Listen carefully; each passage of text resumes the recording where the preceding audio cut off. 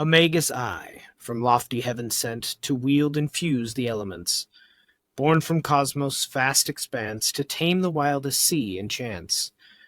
My wand an extension of my hand, the mighty tool for which I stand. Envoy of worlds, the bridge I be, I am the synergy twixt you and me. The perfecter of matter, here I rise, creation's secrets my sacred prize. Unfurl the cloth, the fool awakes, heed his folly, lest ye make mistakes. The first step of the divine tour, embarking upon a journey unsure. A flash of spark, a mystic's awe, my desire to bind and keep the law. Incantations whispered on the breeze, enchanting every soul with ease. The wonder of the boundless skies, the earth, the air, the fire, the ice. Through wisdom's ancient passages I tread, our ancestors' voices not silenced by the dead. With tools and symbols I persist, through trials and transformations twist. In this modern age of neon lights, where instant pleasures take the sights, draw from the old, embrace the new, magic's essence remains ever true. Respected is the magician's might, his work's a blend of dark and light. In tech-savvy times, as mystery fades, as magus I'll keep the craft that pervades. Forever shrouded by an arcane cloak, remnants of the spells I've bespoke. The magus and the fool, forever entwined, as they shape the world, the waves of time. So take my hand, our quest begins, to merge the line twixt angels and sins. With old and young and fire and song, together we'll dance aeons long.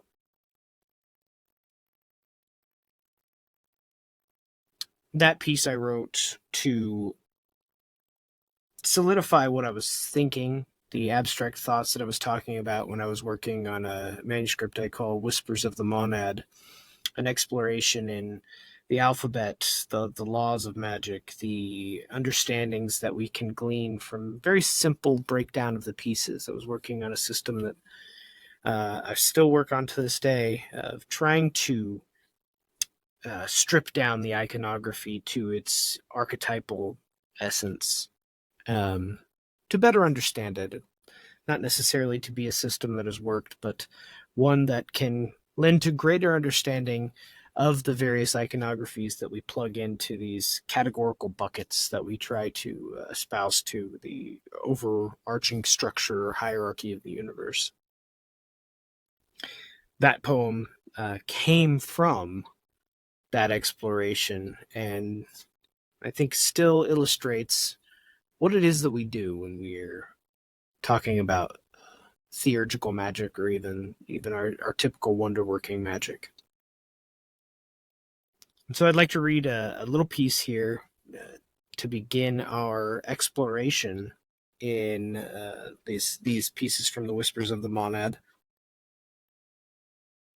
And it comes from a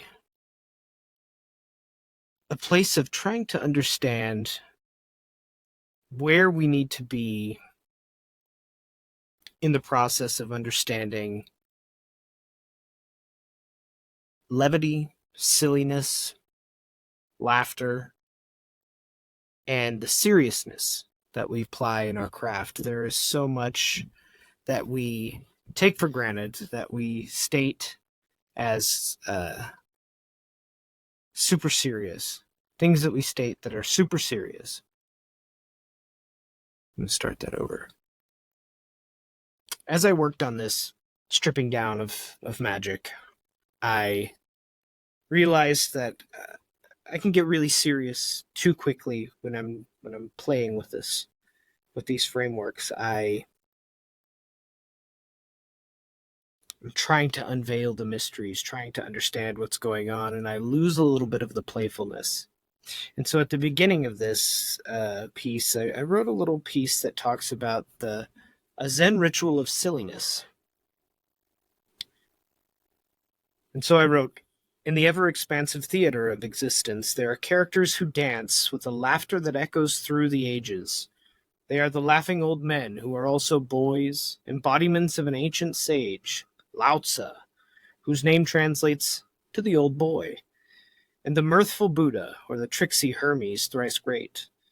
These figures personify the playful mind of the child, a mind that is open, curious, and unburdened by the weight of seriousness. Their laughter is a testimony to the joyous merging of wisdom, a sacred confluence that informs the Zen practices of the modern world. Zen, often seen as a path of solemn introspection, is laden with a delightful silliness. This element of play is crucial to the primal magician, which is what I called in this system, or to the wily witch who seeks to engage with the primal weave. Those who approach this art with furrowed brows and rigid minds risk missing the forest for the trees, losing sight of the cosmic dance in their quest for mastery. The words that follow, while steeped in wisdom and worthy of your attention, should not be held with an iron grip of seriousness, for the aspirant who approaches these teachings with clenched fists and a stern gaze may leave much unexplored. The universe in its infinite wisdom is always at play, a cosmic dance without a goal, where the dance itself is both the path and the destination. This exploration in the magician's glyph is filtered through the lens of poetic poesis. Thus, the pages that follow, or the words that follow here, are filled with the metaphorical musings of a poet turned madman turned magician. Thus I say to you, dear aspirant, as you tread this labyrinth of magical abstracts and elemental forces, remember to embrace silliness. Allow your imagination to ignite, your mind to expand, and the impossible to become possible. For it was the Zen koans, often dismissed as nonsensical, are indeed portals to unseen worlds.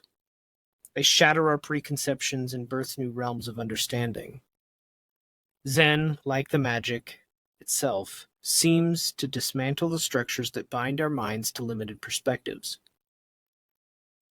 I talk of a path of liberation, of boundary breaking and door opening that leads us toward the limitless. Thus, as you journey through these words, cast aside the shackles of seriousness for a moment. Let laughter be your guide. Dance with the silliness, play with the absurd, and in this playful exploration you will find the threads of what I like to call the primal weave. Remember, dear traveler of the mystic, in the cosmic theater, the primal magician is not just a performer, but a playful participant. So laugh like the old boy, dance like the laughing Buddha, and let your heart echo with the joyous rhythm of the cosmic dance of Hermes.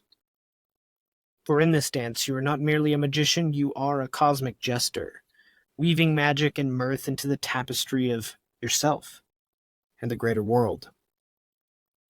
For if you are reading and or listening, you are indeed the fool. But for how long? In that piece, I wanted to get to the heart of what balance we need to have, the balance we need to achieve in order to unlock these things, these mystical experiences that we enjoy are profound, life-changing, transformational, and to anybody else, they mean absolutely nothing. When we share them, somebody may gain a slight burst of inspiration, and that's awesome. That's amazing. It's great. But ultimately, that was an experience directly for the incarnation that you are living through, the image of the divine that you are living and playing. You're playing a part.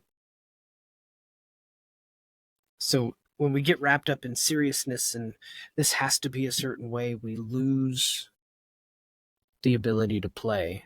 We lose the imaginal, and the imaginal is absolutely vital in the instruction of magic. If we lose our ability to imagine, to play, to allow things to transpire as they are, without attachment, we lose our ability to mold it, to shape it. As those interested in molding these mystical experiences into something practical, into something that we can utilize, I think it's just so vital to keep a balance between the two. And so if you gain anything from that, from both the poem and the ideas of ritual silliness, I hope that you gain that it's not all serious. It is play. So play with it. Allow yourself the space, the compassion to play with what seems so utterly serious all the time.